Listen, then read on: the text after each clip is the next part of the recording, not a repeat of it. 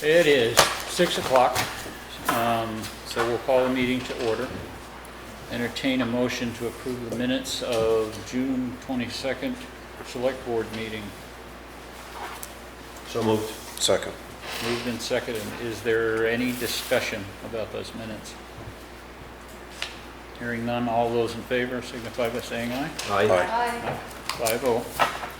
Additions and deletions. We have correspondence from the Historical Society about the Stonemarsh Bridge. We have a pilot letter over the federal properties, specifically the dam. We have a workman's comp audit and adjustment in the fees. And then we have, let's see if I put that in here or not. Yes, I did, so that's not added. Any members' public participation? Let's see.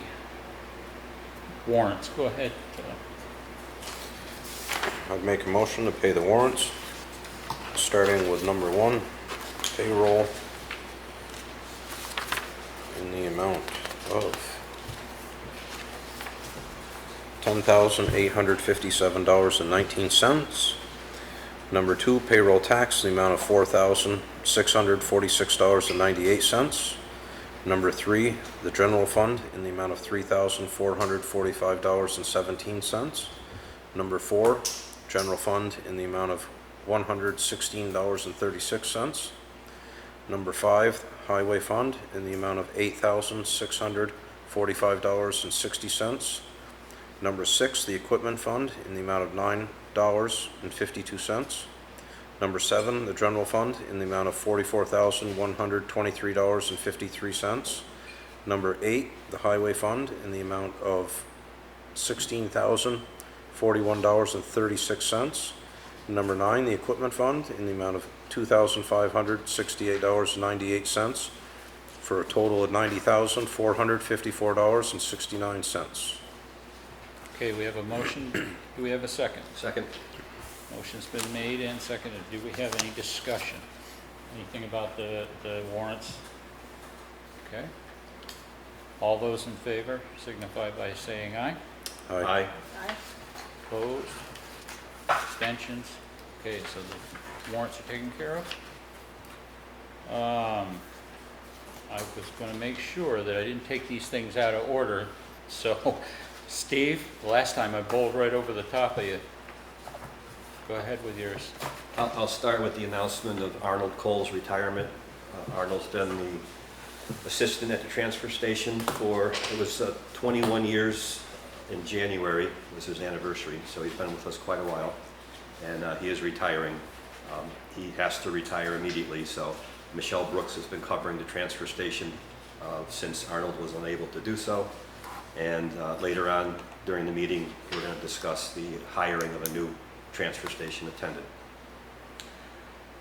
It's been raining pretty much since July 1st, so we've been cleaning culverts and keeping up with heavy downpours, and we've only had minimal damage so far. So that's an ongoing issue that probably won't stop until Thursday.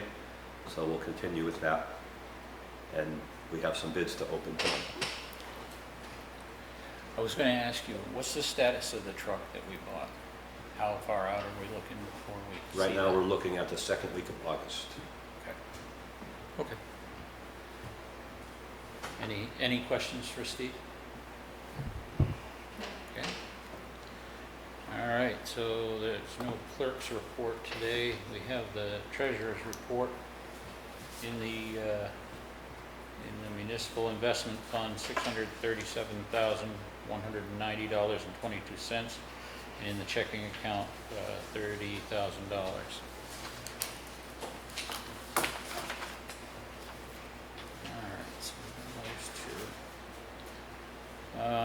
E911 coordinator road name. We get a letter from, or a mail message today from Helen Holt and Anita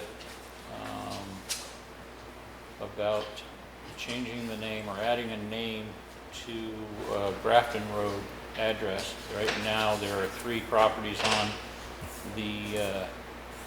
on this driveway, and it constitutes a 911 name for the road, private road.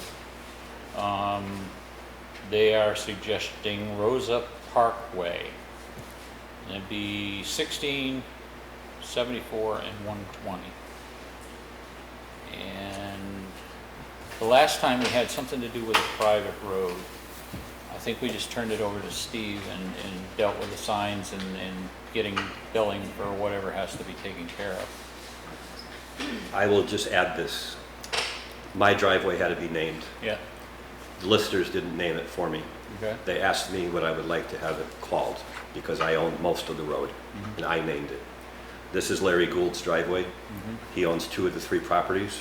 Maybe he should have some input on the name of the road. Well, if that's been the practice that we have before, I totally agree with you. Cynthia Davis was the one that called me. She was a town clerk at the time and asked what I wanted my road called. Okay. Okay. So if we set a precedent in the past of asking the owners of the property, then you're right. I don't think that the 911 coordinators or the listers really have that much of a say in it. So I would guess I would put this off. I would suggest we put this off, get in touch with Larry Gould and ask him what he wants to do. If he's fine with this, I'm fine with this. But I think he ought to have input. He owns it. Any objections? No? Okay. All right, so we'll put this off until the next meeting and get in touch with Larry. Did you turn this fan on, Sherwood?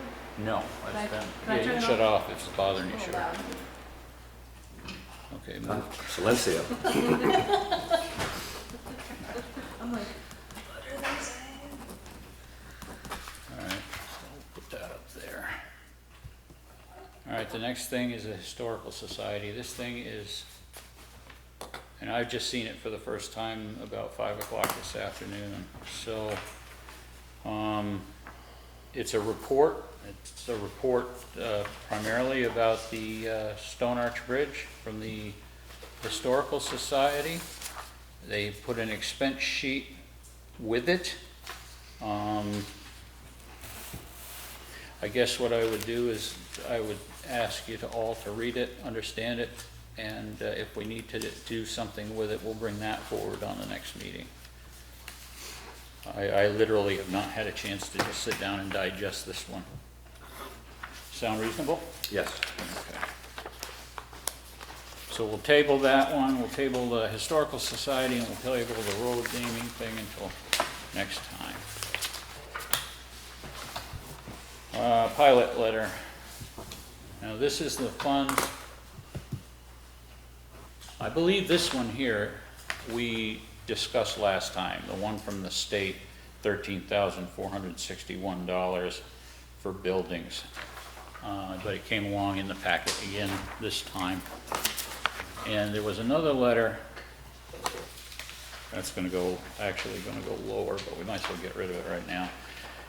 From the Secretary of the Interior, they take care of paying funds for, paying out for land that has federal connotations, U.S. Forest Service, Army Corps of Engineers.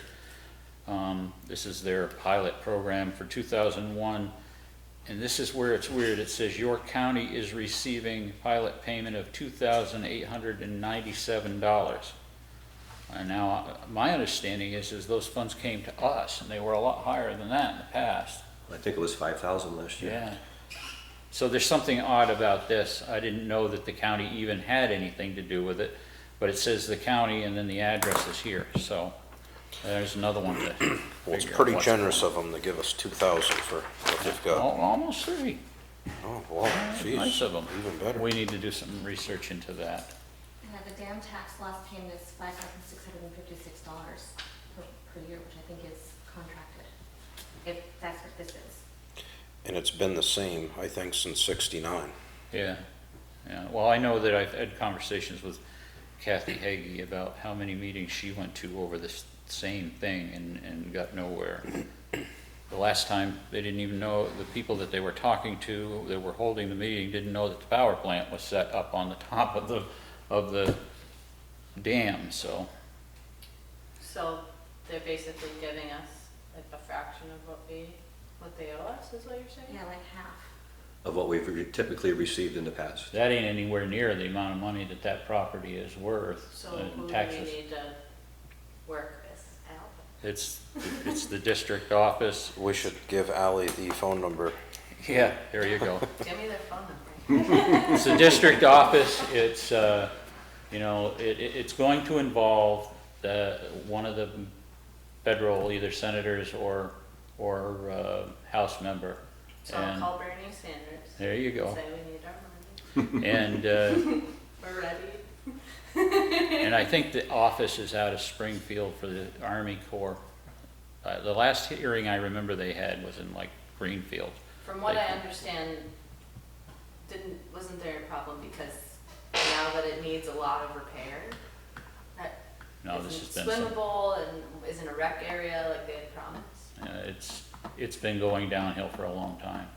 Some of that's true since Irene, but there was argument about how much they were giving us in lieu of taxation for that piece of property. I don't know. I've been hearing about it as long as I've been here. And it's 25 years, so. Let's do this, Carla. We got this. Well, I'm just wondering if that has anything to do with the tax abatements and restructuring from the previous administration. Huh, fascinating. Okay. So we'll go to old business. If you want to look into that, Ally, I would love We to. will- Yay, project. And we can actually work on that. so highway opening bids for the back Windham Ward. Now that's the one we've already decided on, but we got clarification. So we voted on, not voted, we opened the bids for Back Windham Road at the last meeting. We took the lowest bidder and we looked at their bid sheet and there was questionable verbiage on it. I talked to Dale, he removed that. So the bid is now straight at $19,750, which is still the lowest bidder out of the bids that were opened at the last meeting. So if someone would like to make a motion to accept Dale's bid, we can move forward on that project. Okay, Uh, motion, and do we have a second? Second. All right. The only question I have, Steve, is what happens if he runs over? Is there, that's it? That's it. Okay. All right, that's all I needed. Okay, so we have motion made and seconded. Is there any other comments about this particular bid? Hearing none. All those in favor of awarding the bid to, what's his name? Dale Clark. Dale Clark. Signify by saying aye. Aye. Any opposed? Any abstentions? 5-0. Okay, now we have sealed bid openings, and I don't have the projects, but So go this ahead. is gonna be the Winslow Drive and Adams Road bid. 3 contractors came to this bid, and we received 2 bids. The first one I'm gonna open is A.S. Clark and Sons.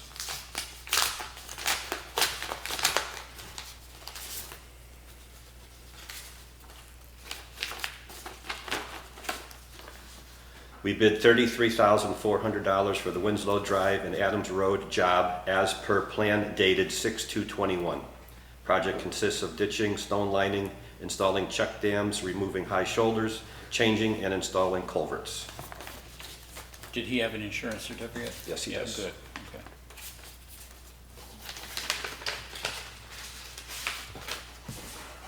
The second one is Dale Clark.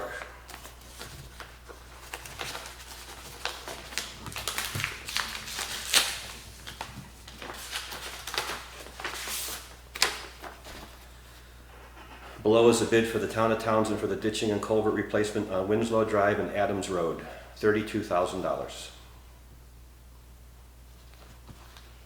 I'd make a motion to accept Dale's bid of $32,000 for Winslow Drive and Adams Road. Okay, we have a motion. Do we have a second? Second. Motion's made and seconded. Is there any other discussion about this bid? Are they related? What's that? Oh, was No, just I don't think so. They're both Clark, yeah. No, I don't think so. All those in favor signify by saying aye. Aye. Aye. Aye. Okay, 5-0. And that's all we have this week. Do we have another round next week? Paving right now. Right now, okay, go ahead. 3 people were invited for the paving project on Windham Hill. 2 of the contractors of the 3 showed up, and 2 of them submitted a bid. The first one is Basin Brothers.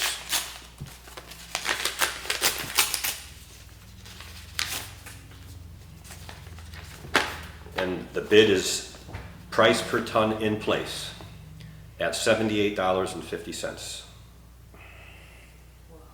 What's that equal total? I gotta do the math because the budget's 100,000, so. So $78.50. The second bid is from Allstate Construction.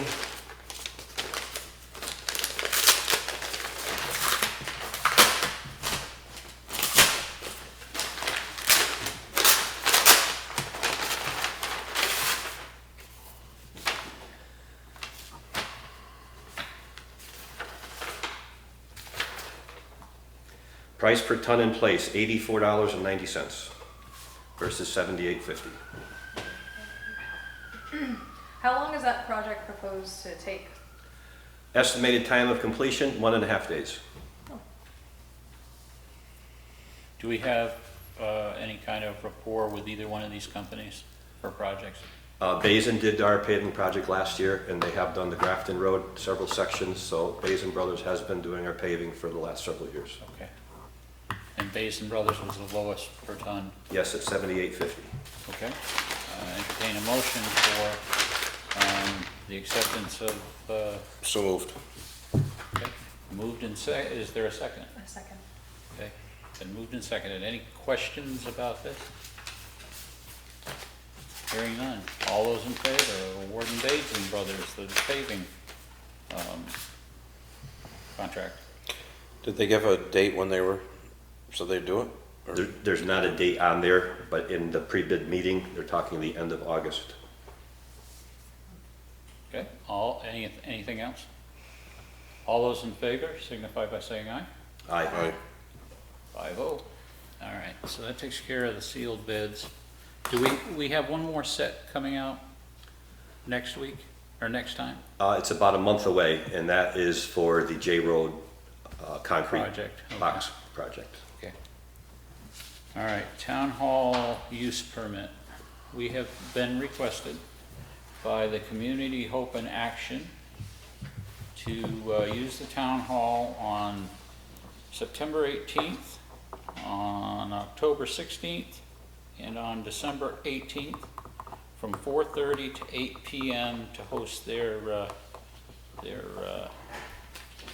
this one, the first one's a barbecue, the second one, they've done this before. A dinner and contra dance. What is the fee that they're wanting? Well, they're asking us to waive the fee because this is a community, community project and not a commercial, For-profit. not a for-profit. And they say in the bottom, that the profits go to have fee to be waived, a contribution to the town. The group gives half of all donations to the town.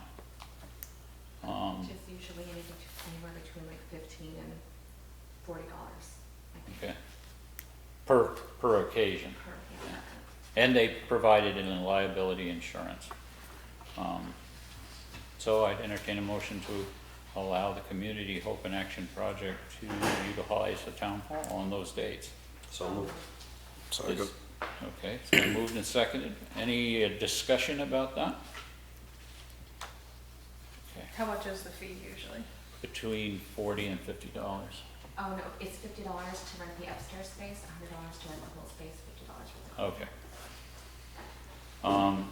All those in favor of this one signify by saying aye. Aye. Aye. 5-0.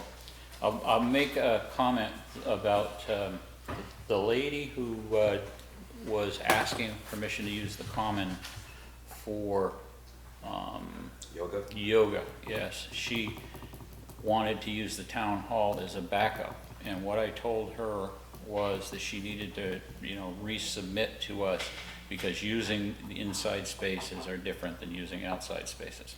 She said she didn't want to put in another application, and so that's where we're at with that. If she puts it in, we'll consider it like anything else. So that's that one. I'm assuming she's still going to use the common. I'm not sure where she's at with it. Okay, let's see. The next one is the ARPA funds. Now, the ARPA funds are a direct result of coronavirus. We are going to be receiving amount of money, at least in the first stages, of between $130,000 and $350,000 from the federal government. We can choose to turn that down, but we will not be allowed to ask for it again at a later date. What the leagues of cities and towns have suggested and the state has suggested is accept the funds, put them in a bank account that is, they're set aside, so they're earning interest. The interest we can keep, we won't have to turn that back. And I think I've talked to you about this before. But they came out with another addition, and I expect over the next 3 years there will be more and more additions. But in the language of the law and how the state has interpreted it, we need to accept the funds by resolution or a motion. The League of Cities and Towns gave us the language that needs to be in here, and it has to be done by the 15th of July. So it's in your packet. Basically what this document does is tells the U.S. Treasury that we're going to accept the funds, and that it appoints 2 people. The leagues say the first person to be appointed should be the Selectboard chair, and the second one to be the town treasurer. Basically as the authorized representative. So it's just that this letter is in your packet. I'd entertain a motion to accept this, accept the money and designate myself and Elaine Hill as the representatives to accept these funds. So moved. Do we have a second? Second. Okay, any more discussion or any further discussion? What are you putting it into? It's gonna go into, well, it's initially gonna come into our regular bank account, and then it's gonna be shifted over to either a money market fund or So something that gets the highest interest best yield. interest we can get out of it, because unlike other grants. $10. Yeah, unlike. Per year. Unlike other grants, we can keep the funds that are saved if we have to turn it back. And in this one, we have until 2000, if I'm remembering right, 2024 to have a project to use it for, and it has to be, the project has to be implemented by 2026. So, and to be perfectly honest with you, they have no idea what the new directives are going to be as to how you can use it. Most towns have no idea what they're going to do with it. Right. In normal projects like this, you get your project all together and submit requests for funding. They did it all backwards this time. So, is there any other comment or anything about this? We move forward on this? Okay. All in favor signify by saying aye. Aye. Opposed? And I'll abstain because my name is on it. But motion to carry. All right. Steve, we're at the transfer station job. There's we basically pulled out what we're looking for in a person.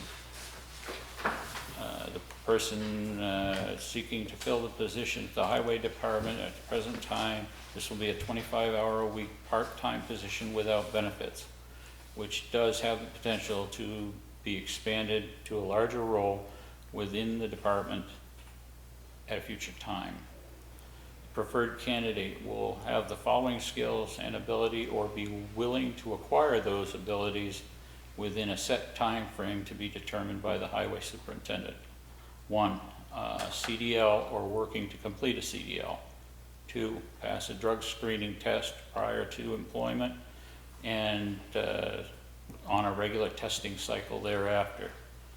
3, be able to stand for extended periods. 4, be able to operate lawn care equipment. both machines and hand tools. 5, operate snow removal, machinery and hand tools. 6, upon completion of a CDL and drug testing process, be able to operate motor vehicles that belong to the town, including trucks, backhoes, graders. 7, traffic control. 8, supervise the town transfer station, assisting residents with refuse disposal, operate the compactor. 9, will be under the supervision of the highway superintendent and will complete any task that is assigned. 10, the majority of the work assignment will take place at the town transfer station. The following hours are required and absolute must: Tuesday from 2 to 6 p.m., Thursday from 2 to 6 p.m., Saturday from 9 to 5. Please submit a resume and cover letter to the town highway superintendent no later, and I've left the date off of it. Is that new, What's that? the requirements? Or is that always? No, I made them up. Oh, We needed to have some kind of, what Steve and I have been talking about is taking this position when Arnold left it and morphing it into the transfer station for the existing hours, and then using this person in jobs that the highway department needs done. With Steve's responsibilities for grants, it takes him away, grants and other things, it takes him away a certain amount of time from being able to have a full crew on the road. And if this person that we hire fulfills those qualifications, then we can send him out on the, or her, out on the 9 or 10 hours extra that it built in. It's insurance in a way that if we have a person go down, like, well, when Arnold went down, there was no real notice. We can throw somebody right into that position. And I just think that with the different things that you have on there, that you're not gonna find somebody that's gonna work for the casual labor rate. I mean, you're moving yourself now into, with a CDL and all the other stuff, we're gonna pay somebody $20-something an hour to watch after the trash compactor. Yeah, And I think that, you know, we might be, you know, I mean, we're getting morphed into a few different things here, and I don't know. well, I mean, that's a good point, and we talked about that what we were talking about seemed to be somebody that was retired from another business, another line of work. They might want just a supplemental thing. Believe me, the workforce right now, if you find those people, it's like Oh, I fighting know. the needle in the haystack, I know. a feather in a hurricane, you know, I mean. So, well, throw out some suggestions. That's why I brought it up, so we can modify it and get this out.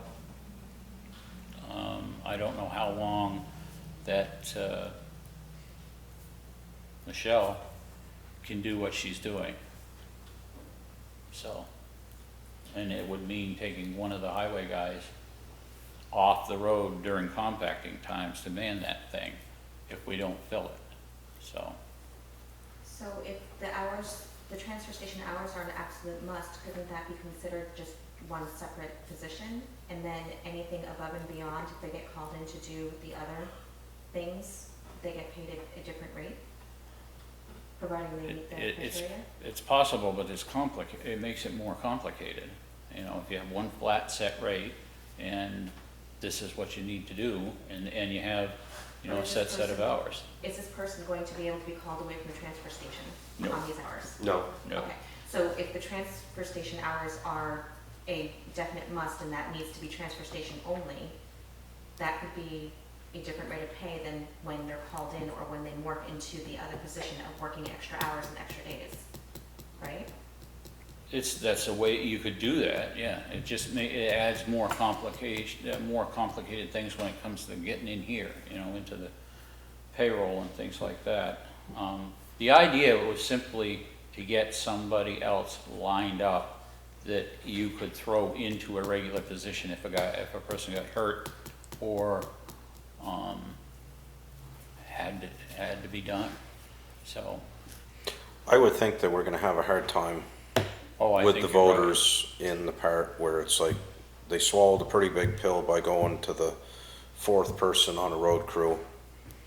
And now we're looking to add say a 4.5 per person. Mhm. And I think that we might want to just look and first try to fill the trash situation. Okay, And then if it morphs into something else, if we find a candidate that can do both, look into it then.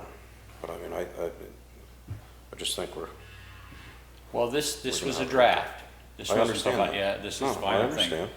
That's, bringing it to everybody was to get this kind of input, so. Okay, we can bend that a little bit.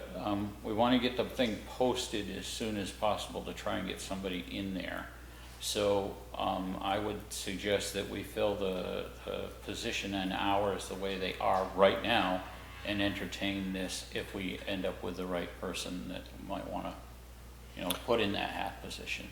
Did you talk with Michelle and ask her what her availability is?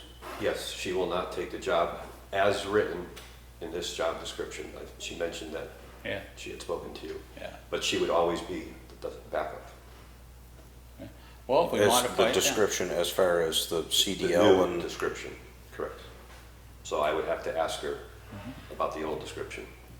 Ooh, sorry. She seemed interested, but that other half, when I talked to her, she seemed interested, but that other half was, she can't do it right now. She's doing other things, Yeah. and this would just be too much. So the 16 hours may work for her, Okay. and then we would post for backup. You don't need a CDL to operate the lawn care equipment, right? Or No. the snow No, removal? we were talking more moving into the trucks and things like that.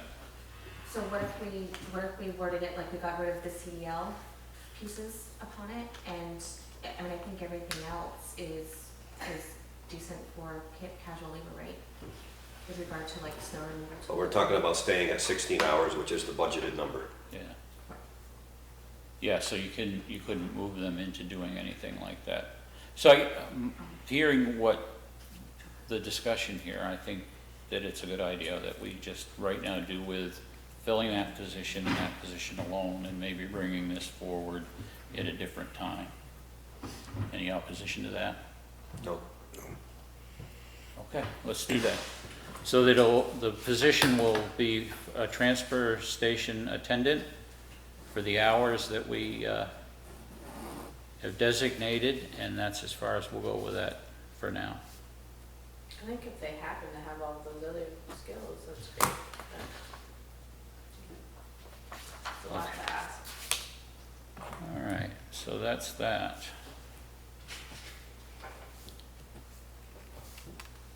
Tax rate, you have some things in your packets about the tax rate. The state sent us their thing for the homestead and non-homestead tax assessment. And this is for the schools. There is an information sheet for last year's tax rate that's attached with that. Just giving this to you now to look over. I was expecting some more information that I did not get. And there's not much we can do about right now, but the form on the top, or the sheet on the top of that packet has the rate that they're going to set, the state's going to assess for the schools. Is the homestead tax rate always more than the non? Yep. Yep, when we do the final tax rate, it's always a little bit more. At least I'm pretty sure it's always a little bit more. Last year was kind of a mess getting it out of the gate. But if you look on the third sheet down in that packet, you'll see municipal grand list. And So let's just make it get lower. and you'll see the figures that we're working towards, or looking to get out, and that basically affects what the taxes are gonna be in town for the year. I'll let you know as soon as I get that information and get it emailed out to you. It was supposed to be ready for tonight, but it wasn't. Workers' comp, the next one. Apparently they did an audit of our workman's comp through through the Vermont League of Cities and Towns, and it came out that we owed them $4,504.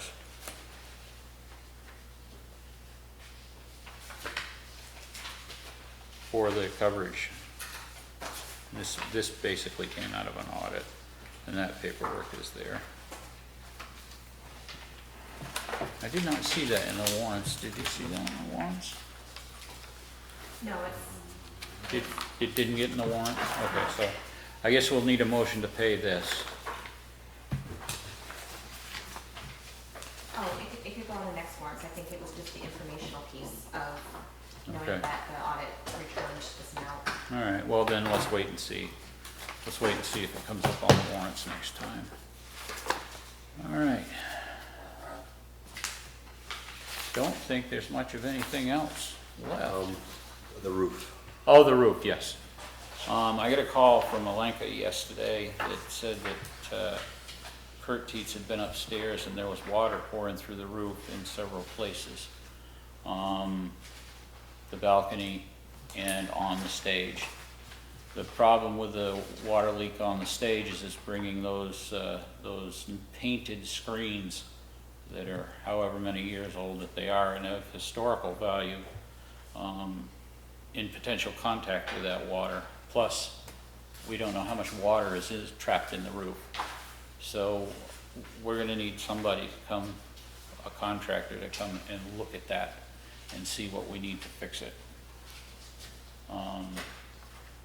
There's not a real easy way to get up there, and there's not a real easy way without a bucket to try and survey it, but Can you access the roof from the clock tower? I don't think so. Unless you climb over, but then you're taking your life in your hands, because when you come off that clock tower, you've only got three ways down. So, and they couldn't get any equipment past the siren and the bell and everything else that's stuck in that thing. So, my thought on this is we get somebody local, just give them we don't go through a bidding process. There's no funds that are attached to grants or anything. It's just out of our general fund to get up there and see what we're looking at. I'd make a motion to contact Phoenix Roofing, Aether Roofing. Mike Cutts has done stuff for the town before. And, you know, See who can put get a here put a first. feelers out to everybody and see what goes on. Get somebody here fast. Did you say Aether? And Mike Cutts, Mike Cutts. and I mean anybody else that's in town that's a roofer that somebody can think of, Okay, give them a call. all right. There's a motion on the table. Second. There's a second. Any further discussion? Okay, all those in favor signify by saying aye. Aye. Aye. Opposed? Abstentions? Okay.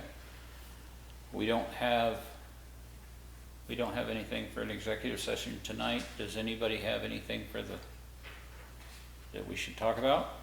Bring I was up? wondering how the consultation at the town hall went. The what? The consultation of the town hall, I noticed it's on there. Yeah, we haven't gotten any report back. That's the one we authorized the planning people to go, the planning commission to figure out what we need to do to upgrade this place. And I haven't heard anything back yet. They were also gonna we asked them to put out a survey to the people that worked in here to find out, and I haven't seen anything about that yet. So, Did we get a report from the police department? well, we've gotta settle that contract.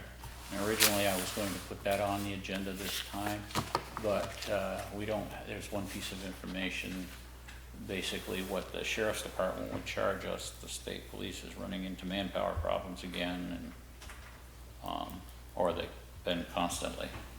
So we at least should have that information to discuss. Might not change anything, but we should at least have that information to discuss. So we have to get that settled pretty quick. We're covered under anything that's an emergency. The things that we ask them to do, like traffic control, that's where they start billing us for those hours.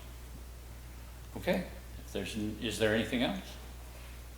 All right, entertain a motion to adjourn. So moved. Second. All those in favor? Aye. Aye. 5-0. Thank you.